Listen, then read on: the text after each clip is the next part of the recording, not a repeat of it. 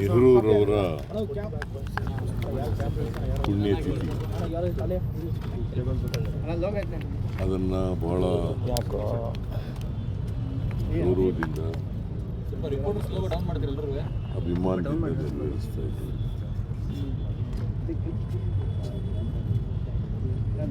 ನೆಹರೂರವರು ಸ್ವತಂತ್ರ ಭಾರತದ ಮೊದಲನೇ ಪ್ರಧಾನಿ. 1947 ಆಗಸ್ಟ್ 15ನೇ ತಾರೀಕು. ಇವತ್ತು ಆಧುನಿಕ ಭಾರತ ಆಗಿದ್ದರೆ ಅದರ ನಿರ್ಮಾತೃ ನೆಹರೂರವರು ಈ ದೇಶದ ಬಡತನವನ್ನು ಹೋಗಲಾಡಿಸ್ತಕ್ಕಂಥ ಪ್ರಾಮಾಣಿಕ ಪ್ರಯತ್ನ, ಉದ್ಯೋಗ ಸೃಷ್ಟಿ ಮಾಡ್ತಕ್ಕಂಥ ಕೆಲಸಗಳು, ಜೊತೆಗೆ ಅವರು ಮಿಕ್ಸ್ಡ್ ಎಕಾನಮಿ ಮಾಡಲಿಕ್ಕೆ ಈ ದೇಶದಲ್ಲಿ ಮಾಡಿದ್ರು. ಹಾಗಾಗಿ ಆಧುನಿಕ ಭಾರತ ನಿರ್ಮಾಣ ಮಾಡೋದರಲ್ಲಿ ಅವ್ರ ಪಾತ್ರ ದೊಡ್ಡದು. ಜೊತೆಗೆ ಅವರು ಹಸಿರು ಕ್ರಾಂತಿಗೆ ಅಡಿಗಲನ್ನು ಹಾಕ್ತಾರೆ. ಕೋಆಪರೇಟಿವ್ ಮೂವ್ಮೆಂಟು ಮತ್ತು ವಿಕೇಂದ್ರೀಕರಣ ಇವೆಲ್ಲಕ್ಕೂ ಕೂಡ ಬದ್ಧತೆ ಇದ್ದಂಥ ನೆಹರೂರವರು. ಅವರು 17 ವರ್ಷಗಳ ಕಾಲ ಪ್ರಧಾನಮಂತ್ರಿಗಳು. 17 ವರ್ಷದಲ್ಲಿ ಅನೇಕ ಅಣೆಕಟ್ಟುಗಳನ್ನು, ಅನೇಕ ಕೈಗಾರಿಕೆಗಳನ್ನು ಮಾಡ್ತಕ್ಕಂಥ ಕೆಲಸವನ್ನು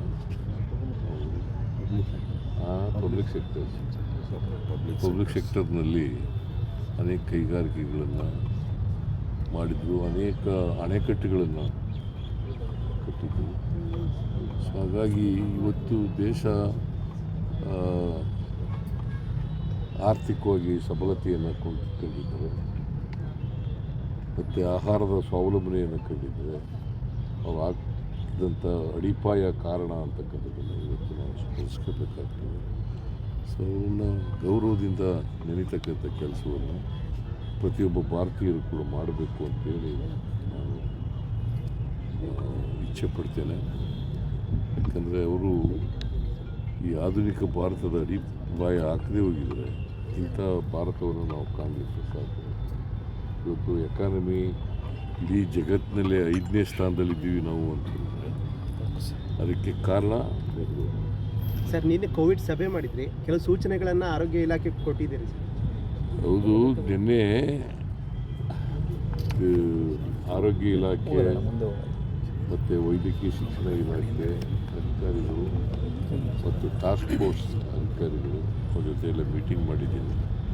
ಕೆಲವು ಮುನ್ನೆಚ್ಚರಿಕೆ ಕ್ರಮಗಳನ್ನು ತಗೋಬೇಕು ಅಂತ ಹೇಳಿದ್ದೀನಿ. ಎಲ್ಲಕ್ಕೂ ಪ್ರಿಪೇರ್ ಆಗಿರಬೇಕು. ಯಾವುದಕ್ಕೆ ವೆಂಟಿಲೇಟರ್ ತೊಂದರೆ ಇರ್ಬಾರ್ದು, ಆಕ್ಸಿಜನ್ ತೊಂದರೆ ಇರ್ಬಾರ್ದು, ಕಿಟ್ಟಿಗೆ ತೊಂದರೆ ಇರಬಾರ್ದು, ಯಾವುದಕ್ಕೂ ತೊಂದರೆ ಮತ್ತು ವಾರ್ಡ್ಗಳಿಗೆ ತೊಂದರೆ ಇರಬಾರ್ದು. ಅದನ್ನು ಖಾತ್ರಿ ಮಾಡ್ಕೊಳ್ತಕ್ಕಂಥ ಕೆಲಸವನ್ನು ಮಾಡಬೇಕು. ಸೊ ಈಗ ಸುಮಾರು 65 ಕೇಸ್ಗಳಿದ್ದಾವೆ, ಇವತ್ತು 80 ಆಗಿದ್ದಾವೆ ಅಂತ ಹೇಳ್ತಾರೆ. ಇದು ಅಷ್ಟೊಂದು ಸೀರಿಯಸ್ ಸ್ಟ್ರೈನ್ ಅಲ್ಲ.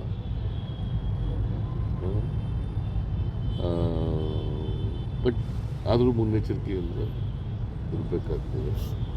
ಮತ್ತು ಮಕ್ಕಳಿಗೆ ಇನ್ನೊಂದು ಹೇಳಿದ್ದೀವಿ, ಯಾರಿಗೆ ನೆಗಡಿ ಬರ್ತದೆ, ಕೆಮ್ಮು ಬರ್ತದೆ, ಜ್ವರ ಬರ್ತದೆ, ಅವ್ರು ಯಾರು ಶಾಲೆಗೆ ಕಳಿಸ್ಬೇಡಿ ಅಂತ. ಮತ್ತು ವಯಸ್ಸಾದವರು ಇದ್ದಾರಲ್ಲ, ಮಲ್ಟಿ ಆರ್ಗನ್ ಫೇಲರ್ ಆಗಿರೋರು, ವಯಸ್ಸಾಗಿರೋರು, ಬೇರೆ ಬೇರೆ ಕಾಯಿಲೆಗಳು ತುತ್ತಾಗಿರ್ತಕ್ಕಂಥವ್ರು, ಅವರು ಮಾಸ್ಕನ್ನು ಧರಿಸ್ತಕ್ಕಂಥದ್ದು ಅತ್ಯಂತ ಅಗತ್ಯ. ನೀವು ಕೂಡ ಮಾಸ್ಕ್ ಧರಿಸಿ ಸರ್. ಮಾಸ್ಕ್ ಕಡ್ಡಾಯ ಮಾಡುವಂಥದ್ದು ವ್ಯಾಕ್ಸಿನ್ ಹತ್ತಿರದಲ್ಲಿ ಚರ್ಚೆ ಆಗಲಿಲ್ವಾ ಸರ್? ನಾನು ವ್ಯಾಕ್ಸಿನ್ ಎಲ್ಲ ರೆಡಿ ಮಾಡ್ಕೊಳ್ಳಿ, ವ್ಯಾಕ್ಸಿನು ಸಿಕ್ಕಿದ್ರೆ ತೆಗೆದಿಟ್ಕೊಳ್ಳಿ ಅಂತ ಹೇಳಿದ್ದೀನಿ. ನಾನು ಮಾಸ್ಕು ಕಡ್ಡಾಯ ಮಾಡಿ ಅಂತ ಹೇಳಿಲ್ಲ. ಯಾರಿಗೆ ವಯಸ್ಸಾಗಿರೋರಿದ್ದಾರೆ, ಯಾರು ಕಾಯಿಲೆಗಳಿಂದ ನರಳ್ತಾ ಇದ್ದಾರೆ, ಯಾರು ಕಿಡ್ನಿ ಡಿಸೀಸ್ಗಳು ನರಳ್ತಾ ಇದ್ದಾರೆ, ಹಾರ್ಟ್ ಡಿಸೀಸ್ಗಳಿದ್ದಾವೆ ಅಂಥವರೆಲ್ಲ ಹಾಕಳಿ ಎತ್ತಿ ಸರ್ ವಿದೇಶ ಪ್ರಯಾಣ ಮಾಡಿದವರು ಅವರು ಸ್ವಲ್ಪ ನಿಗಾ ಇಡಬೇಕು ಅಂತ.